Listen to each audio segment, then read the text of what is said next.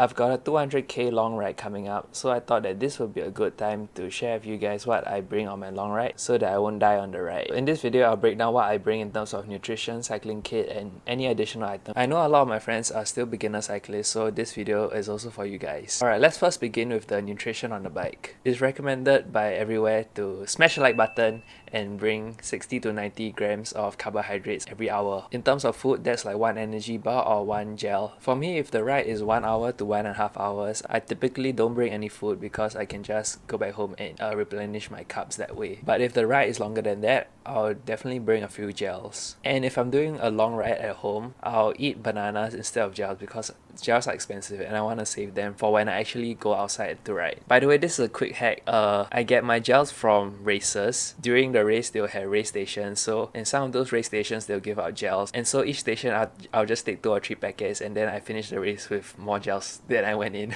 Yeah, so gels is something that I really don't want to spend money on, especially because it's a load of sugar. So I'm also experimenting how to make my own granola bar and electrolyte drink. Alright, still on the topic of food, I also take 1 bottle of water every hour of riding. So what happens if the ride is longer than 80 kilometers and I only can bring 2 bottles when I ride? That's where you need to plan your water stops and you don't want to be cycling dehydrated, right? I've been there and it's not fun at all. Anyway, most of the time, cycling groups ride to eat, so that won't be a problem for you guys. Most importantly, I try to avoid gassy drinks like 100 plus and H2O because they just don't really sit well in my stomach. And I think that's called like GI distress. I don't know.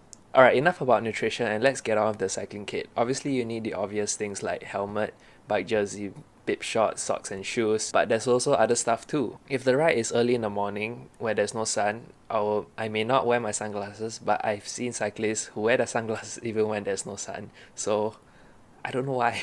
Maybe it's because of the dirt that may fly into their eyes. And just in case you're caught in the rain in the middle of your ride, your sunglasses will help block a bit of the rain too. For me, if the ride goes later than 9 or 10 AM when the sun gets too hot, I'll also bring a pair of arm warmers in my jersey pocket and also maybe a little tube of sunscreen. And even though I love the feel of not wearing gloves, if the ride is too long, I may want to wear them to avoid my sore hands. These are some additional stuff you will need, especially for longer rides. First off, remember to bring the like button and some lights with you as well. The longer the ride, the earlier we'll wake up because we want to avoid getting burnt up in the midday sun. And also, if you live in an area where there's not many street lamps, you might want to consider getting yourself a very strong set of headlights so that you can see the road where it's dark. For Singapore, there are still some parts where it's completely dark at nights, especially Old Upper Thomson Road and Neo Tiew area, and that's why I've got a pretty strong light with 3 intervals or 3 levels. For me, I like to buy USB rechargeable lights. The pair I use is called D-Light. They're quite expensive, like $30 for the pair, but they lasted me for over 3 or 4 years already, so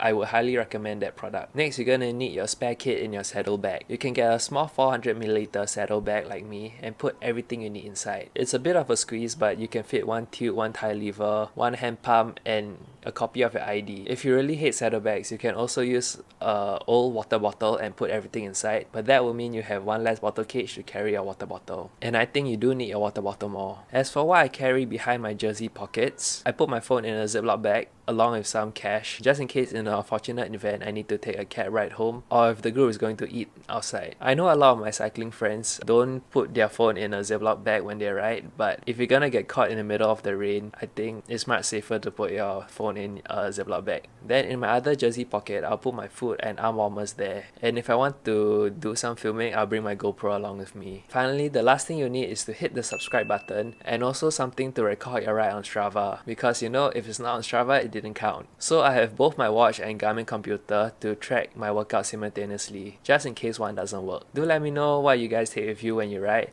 Thanks for watching all the way to the end. Please subscribe and I'll see you guys again in the next video. Bye!